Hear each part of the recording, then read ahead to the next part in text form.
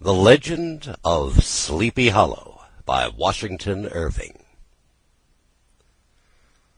Found among the papers of the late Dietrich Knickerbocker.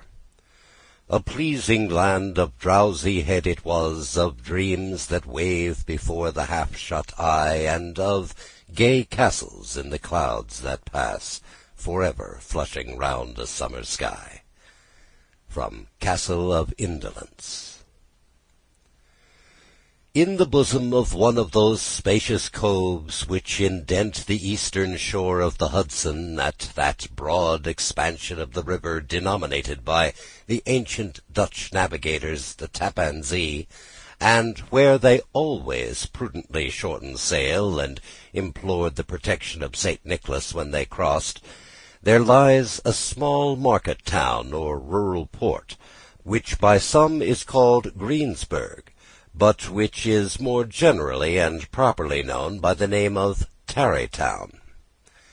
This name was given, we are told, in former days by the good housewives of the adjacent country, from the inveterate propensity of their husbands to linger about the village tavern on market days. Be that as it may, I do not vouch for the fact, but merely advert to it, for the sake of being precise and authentic.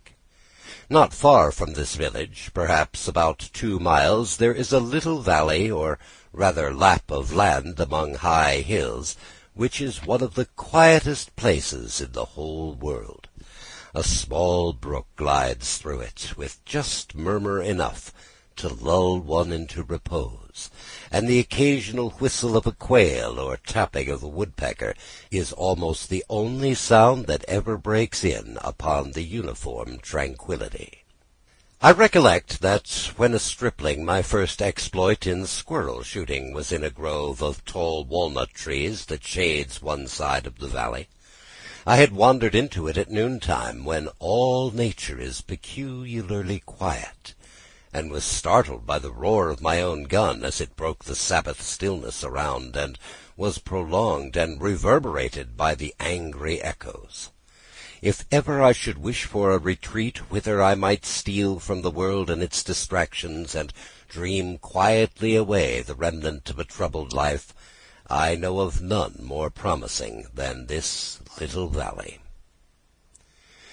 From the listless repose of the place, and the peculiar character of its inhabitants, who are descendants from the original Dutch settlers, this sequestered glen has long been known by the name of Sleepy Hollow, and its rustic lads are called...